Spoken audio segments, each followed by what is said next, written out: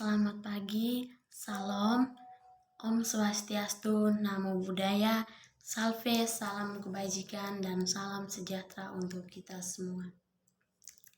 Nama saya Matilde Gradiana Saira Kolong, NIM 2201070101. Program Studi Pendidikan Pancasila dan Kewarganegaraan semester 1, Fakultas Keguruan dan Ilmu Pendidikan Universitas Nusa Cendana.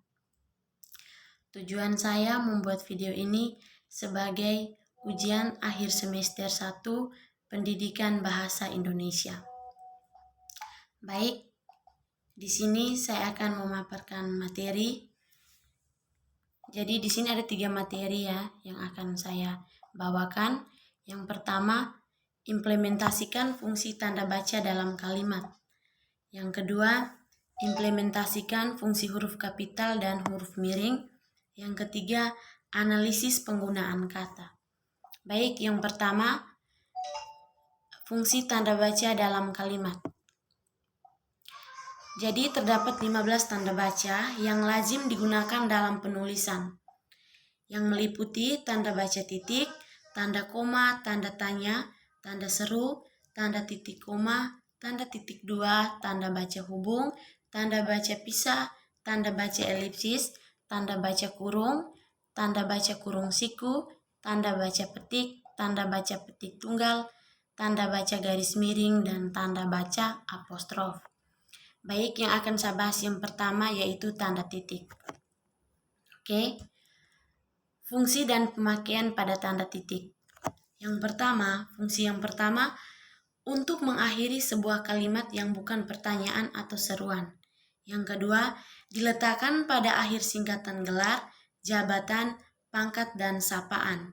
Yang ketiga, pada singkatan kata atau ungkapan yang sudah sangat umum. Contohnya, Pancasila sebagai dasar negara Indonesia. Jadi, pada kalimat Pancasila sebagai dasar negara Indonesia itu diakhiri dengan tanda baca titik. Yang kedua, mata pelajaran PPKN dimulai pukul 7.30. Yang kedua, tanda koma. Fungsi dari pemakaian tanda koma yang pertama, memisahkan unsur-unsur dalam suatu pemerincian atau pembilang. Yang kedua, memisahkan anak kalimat dari induk kalimat apabila anak kalimat tersebut mendahului kalimat. Yang ketiga, memisahkan petikan langsung dari bagian lain dalam kalimat lain. Contoh penggunaan tanda baca koma, Sahira dan Ani membeli gula, garam, dan minyak di kios. Yang kedua, ibu membuat kue nastar, kue putri salju, dan kue lidah kucing. Yang ketiga, tanda tanya. Fungsi dan pemakaian tanda tanya. Yang pertama, untuk menandakan akhir kalimat pada kalimat pertanyaan.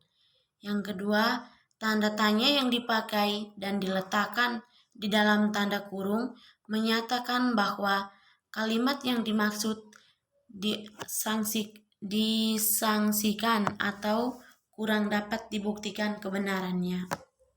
Contohnya itu, siapa namamu? Yang kedua, di mana rumahmu? Oke, tanda seru. Fungsi dan pemakaian tanda seru. Tanda seru dipakai sesudah ungkapan atau pernyataan berupa seruan atau perintah atau yang menggambarkan kesungguhan, ketidakpercayaan, atau rasa emosi yang kuat. Jadi contoh yang pertama yaitu tolong pindahkan meja itu. Pada kalimat tolong pindahkan meja itu diakhiri dengan tanda seru. Contoh yang kedua, ayo segera selesaikan tugasmu. Yang berikut tanda titik koma. Fungsi dan pemakaian tanda titik koma yang pertama menjadi pemisah di bagian kalimat yang sejenis dan setara. Yang kedua, menjadi pengganti kata penghubung untuk memisahkan kalimat setara dan kalimat majemuk. Contohnya, malam semakin larut, tugas belum selesai. Terus, Dinda mengepel lantai, Desi sibuk bernyanyi, ibu sibuk bekerja di dapur, adik bermain bola. Tanda baca titik 2. Fungsi yang pertama dipakai untuk setelah kata atau ungkapan yang membutuhkan pemberian. Yang kedua, dipakai di antara jilid atau nomor dan halaman di antara surat dan ayat dalam kitab suci, di antara judul dan anak judul sebuah karangan, dan juga nama kota dan penerbit buku, acuan dalam karangan, dan dipakai di akhir pernyataan lengkap apabila diikuti rangkaian atau pemberian. Contoh, nama titik 2 Aulia Bella. Fakultas Pertanian memiliki 2 program studi, yaitu yang pertama agroteknologi dan agribisnis.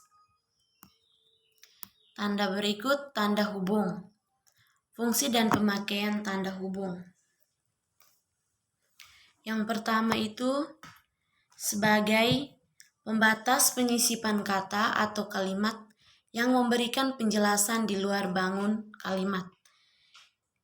Untuk memberi penegasan terdapatnya keterangan aposisi atau keterangan yang lain menjadikan kalimat lebih jelas. Dipakai di antara 2 bilangan atau kata dengan arti sampai dengan atau sampai ke. Contohnya 23 08 1999. Bella menjadi peringkat kedua di kelasnya. Maaf, yang di 2308 tuh 99 saya kurang teliti ya menulis angka 1999. Oke. Tanda baca yang berikut yaitu tanda baca pisah. Fungsi dan pemakaian tanda baca pisah yang pertama sebagai pembatas penyisipan kata atau kalimat yang memberikan penjelasan di luar bangun kalimat. Yang kedua, untuk memberi penegasan terdapatnya keterangan aposisi atau keterangan yang lain, menjadikan kalimat lebih jelas. Dan yang ketiga, dipakai di antara 2 bilangan atau kata dengan arti sampai dengan atau sampai ke. Terus, contohnya itu, kegiatan lomba cerdas cermat mata pelajaran PPKN mulai Juni 2022 sampai Juli 2022. Jadi pada kalimat Juli 2022 dan Juli 2022 itu menggunakan tanda baca pisah ya. Terus pernikahan Lina dan Rahman sudah berlangsung 15 tahun sejak 2021 sampai 2015. Fungsi dan pemakaian tanda elipsis. Pemakaian tanda elipsis yakni dipakai dalam kalimat atau dialog yang terputus-putus dan untuk memberikan petunjuk bahwa dalam suatu kalimat atau naskah terdapat bagian yang dihilangkan. Contohnya, aku ingin ... liburan, bagaimana kalau kita berangkat minggu ini? ... kemudian dia akan pulang ke rumahnya. Yang berikut tanda baca kurung. Fungsi dan pemakaian tanda baca kurung. Yang pertama, bukti tersebut dalam kurung lihat halaman 201. Yang kedua, kata agresion diserap ke dalam bahasa Indonesia menjadi agresian. AN itu ada dalam kurung ya. Tanda baca kurung siku.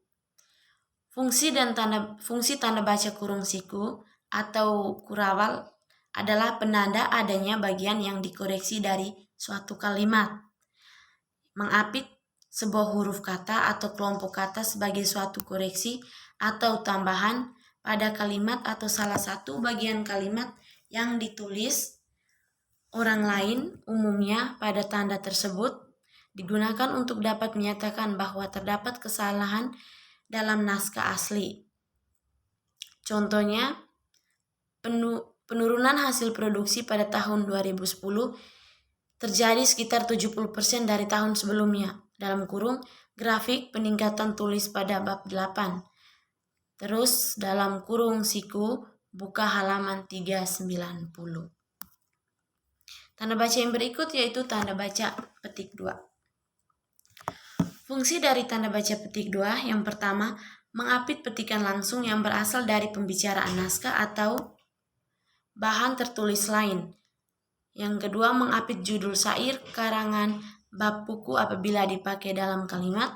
Yang ketiga, mengapit istilah kalimat yang kurang dikenal. Contoh, dia dikenal dengan julukan si panjang tangan. Pada kalimat si panjang tangan itu diapiti dengan tanda baca petik 2. Pasal 36 Undang-Undang Dasar 1945 berbunyi, bahasa negara adalah bahasa Indonesia. Oke, yang berikut tanda baca petik tunggal. Fungsi dan pemakaian tanda baca petik tunggal. Yang pertama, mengapit petikan yang tersusun di dalam petikan lain. Yang kedua, mengapit terjemahan atau penjelasan kata atau ungkapan asing. Contohnya, dia bilang padaku, jangan kau ganggu dia. Seketika itu, aku ingin mengingatkannya kembali. Ujar Didi. Oke. Yang berikut tanda baca garis miring. Tanda baca garis miring dipakai dalam penomoran kode surat. Dan juga tanda baca garis miring ini dipakai sebagai pengganti kata dan atau per atau nomor alamat. Contohnya, motor itu melaju kecepatan 100 km per jam. Jadi pada kalimat kecepatan 100 km per jam itu ditandai dengan tanda baca miring. Yang terakhir itu tanda baca apostrof. Fungsi dari tanda baca apostrof yang pertama, secara umum tanda penyingkat dipakai untuk menggambarkan penghilang bagian kata atau bagian angka tahun. Contohnya, Undang-Undang 45 dalam kurung 45 menunjukkan tahun 1945. Oke, kita lanjut materi yang kedua, yaitu huruf kapital dan huruf miring. Fungsi huruf kapital dipakai sebagai huruf pertama awal kalimat. Contoh, siapa namamu? Pada huruf S itu ditulis menggunakan huruf kapital. Contoh yang kedua, Rita membaca buku. Pada huruf R ditulis menggunakan huruf kapital. Contoh yang ketiga, kamu harus bekerja keras. Itu pada kalimat kamu itu ditulis menggunakan huruf kapital. Contoh yang keempat, pekerjaan itu akan selesai dalam waktu 2 hari. Yang kelima, saya suka membaca buku. Yang kedua, fungsi huruf miring adalah dipakai dalam menulis judul buku, nama majalah atau surat kabar, dan penulisan karya ilmiah. Jadi contohnya itu, yang pertama nama ilmiah jagung manis, yaitu Diamais saccharata Tut. Yang kedua nama ilmiah padi, yang ketiga nama ilmiah pepaya, yang keempat nama ilmiah tomat cherry, yang kelima politik Davide et Impera pernah merajalela di negeri ini. Jadi di situ sudah dijelaskan bagaimana cara penulisan huruf kapital dan juga huruf miring. Yang ketiga, materi yang ketiga, analisis penggunaan kata. Jadi analisis penggunaan kata yang pertama, kata esok dan besok. Kata esok itu menyatakan bahwa saat yang akan datang atau masa depan. Contohnya, saya yakin akan bertobat di hari esok.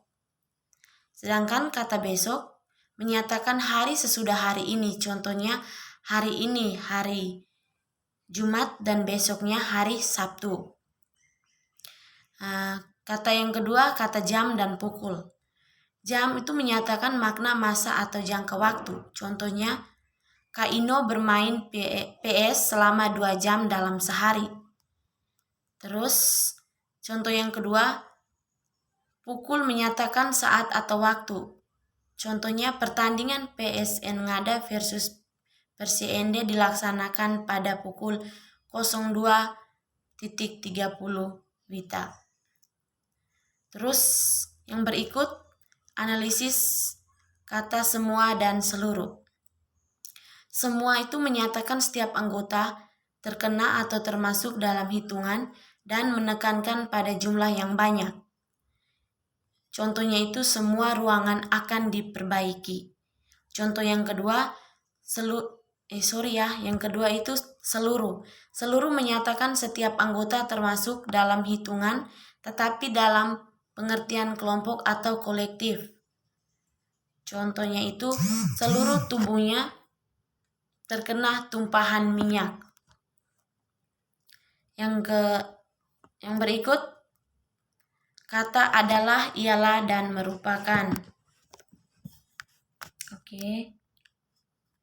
Adalah menyatakan kata kerja dalam bahasa Indonesia.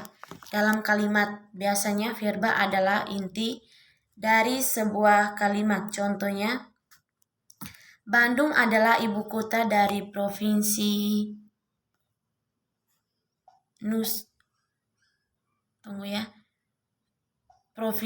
Nusa Tenggara Timur. Ibu kota dari provinsi Nusa Tenggara Timur.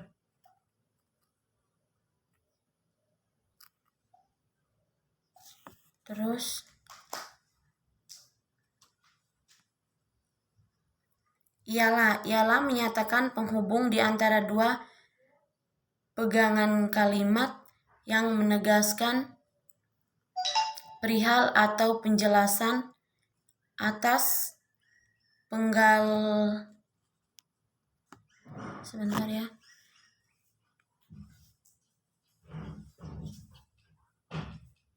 yang pertama, yaitu contohnya semboyan negara Republik Indonesia ialah Bhinneka Tunggal Ika.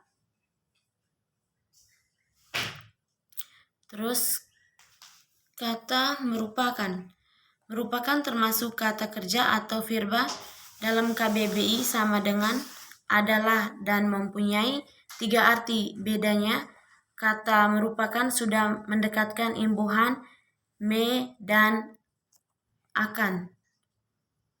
Contohnya, memberikan rupa, membentuk, menjadikan, supaya berupa. Oke, yang berikut kata yakni dan yaitu. Kata yakni dan itu memiliki makna yang sama, dan keduanya digunakan untuk memerinci keterangan kalimat. Contohnya, 3 cabang olahraga yang akan dilombakan, yakni yaitu basket, futsal, dan karate. Baik, sekian pemaparan materi saya. Mohon maaf bila ada penulisan atau penjelasan saya yang kurang huruf ataupun ada yang salah, saya minta maaf. Sekian dan terima kasih pemaparan materi dari saya. Selamat pagi, salam Pancasila.